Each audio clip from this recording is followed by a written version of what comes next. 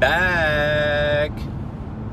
So I got more than a couple Facebook messages about keto and low carb lifestyle and why I started it and all that good stuff. And, you know, rather than replying to each and every one, I will just put out a video. So 2 years ago, actually September of 2017, I was diagnosed, prior to that, I've had eosinophilic esophagitis, GERD, and Crohn's disease diagnosed for the better part of like 15 years. And I've been taking a whole bunch of medications to try to keep all that in remission. And September of 2017, I was diagnosed with non-alcoholic fatty liver disease with cirrhosis. So basically, I was diagnosed as having the liver of a 70-year-old alcoholic. And I don't drink, you know, especially if you ask anybody that's known me for a bit of time. I quit drinking when I was in my 20s, whenever I pretty much found out that I was pretty bad at it. So that was a big effect. And also along with that, I was given a diagnosis that I was going into renal failure.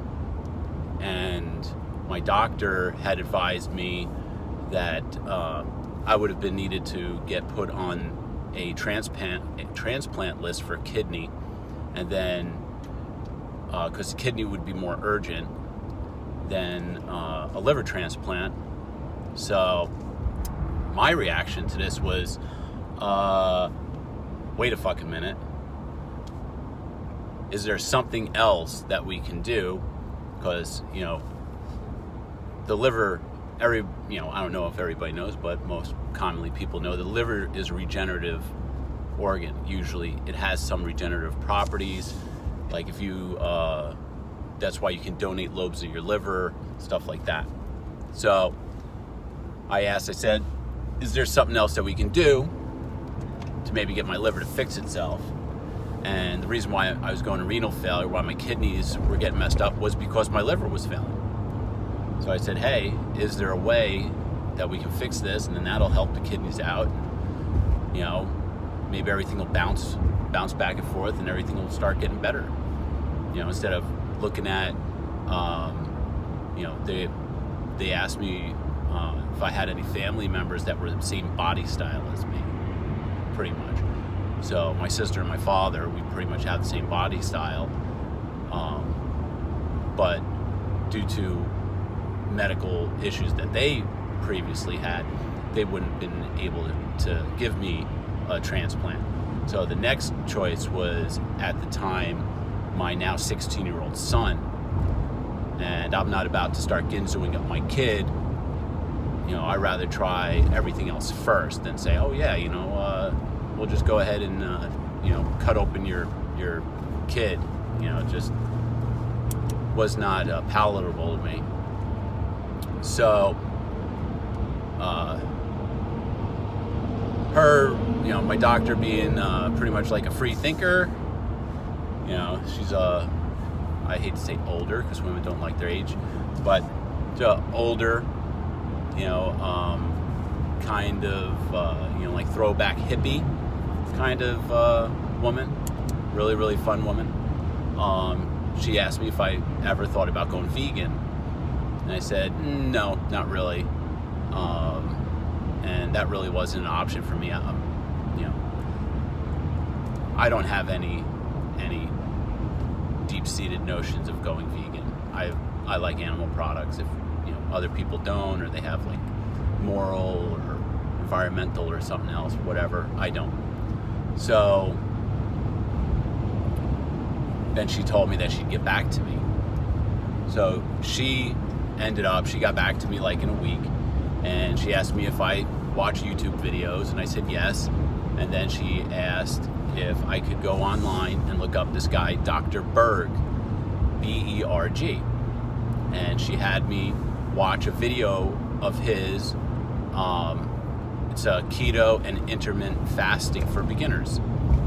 And she said, go on, watch this video, start studying, watch a bunch of videos, read a lot of literature, and get on this and do it strictly. And she wanted me to lose 15 pounds in 90 days. So I watched the video, I read a bunch of literature, whether it was podcasts with like Dr. Rhonda Patrick or Peter Tia, Dr. Peter Tia, all these people are proponents of ketogenic or low carb lifestyle. And I educated myself, and through videos and self-education, I started doing keto, and I was strict keto, 20 grams or less of carbohydrates a day. And I wasn't really stepping on a scale at first. And I mean at first, like the first couple days, I wasn't standing on a scale, but I noticed within the first 3 to 5 days, none of my clothes fit. I was like, oh, this is interesting. So I started stepping on the scale. And the way that I do my weigh-ins is every morning, I wake up, I go to the bathroom, I jump on the scale, naked. And my scale is a Fitbit scale, and it automatically syncs to Fitbit and all that. And I have a long history of pretty much every morning for the past almost 2 years. So within the first 11 days, I lost 22 pounds, which is remarkable. But that was all water weight, because one of the things you have to know about carbohydrates is they make you retain water. Because a carbohydrate, they are stabilized by the water in your body. So the first thing you're gonna do is lose a whole bunch of water weight. Boop, boop, boop, boop, boop. Well, I call up my doctor, and it was a Friday, and I said, hey, I'm done. She's like, what? Now, mind you, this is only 11 days later. And I'm like, hey, I lost 22 pounds. She's like, your scale's broke. You need to come in. So I went in, and sure enough, by the time I got there on Monday, I had lost 25 pounds. And she was like, I said, oh, well, I'm done, right? And she's like, no, keep going for the 90 days. Keep going for the 90 days and see how far you can go. In the end, I lost around like 58 pounds. I rounded off to 60. So say 60 pounds I lost in that 90-day period.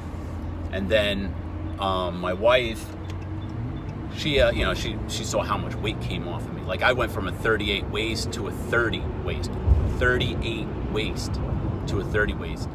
My chest measurement across my chest, like my suit jacket size, went from a 44 to a 39. Slim, 39 slim. Yeah, like that. So my wife told me one night, I just got out of the shower, I'm in my underwear, and she's like, you look sick. I'm like, oh man, yeah, I know, I look great. I feel great. She's like, no, you look sick. Like sick, like as in you're sick. Like there's something wrong with you. And she's like, you're too thin. You got to put some weight back on. So right then I had to adjust my carbs.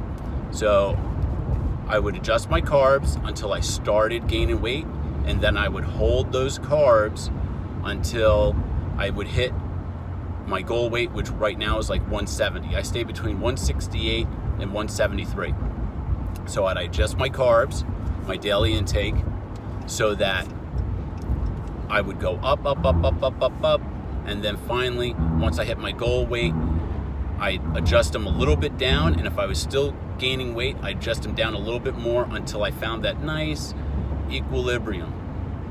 And then that's where I've been since.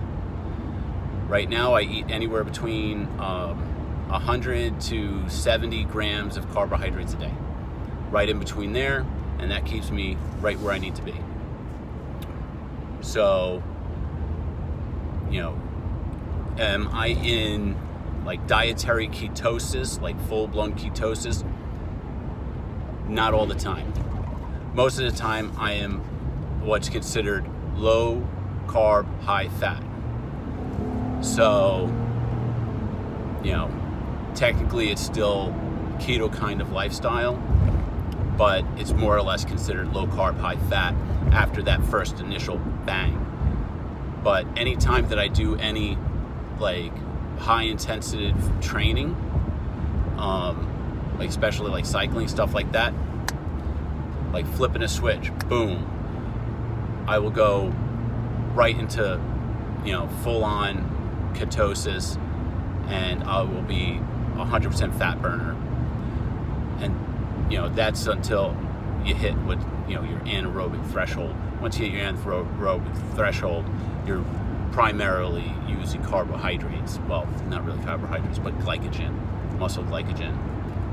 But that's a totally other story on, how to approach the low carb lifestyle, keto lifestyle, if you're an athlete, if you're a performance athlete. One guy really, really good to look up about that. This guy's Zach Bitter. Zach Bitter is an ultra marathoner, low carb, high fat, ketogenic guy. He holds the world record for running 100 miles, and it was at some ridiculous like 7:30 or 7:35 pace, 7 minute 35 second mile pace.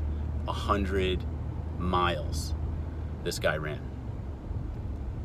Ridiculous. But that's pretty much it. That's how I got into this, and that's where I've been since. I'm med free. I take none of my meds for any of my gastrointestinal. I have reversed the majority of the liver damage, and I'm no longer shopping for a kidney. No reason to go to South America with $100,000. So there's something to be said. Start doing your homework, kids. Start doing some research, kids. You never know. It could work for you. Maybe, maybe not. Worth a shot.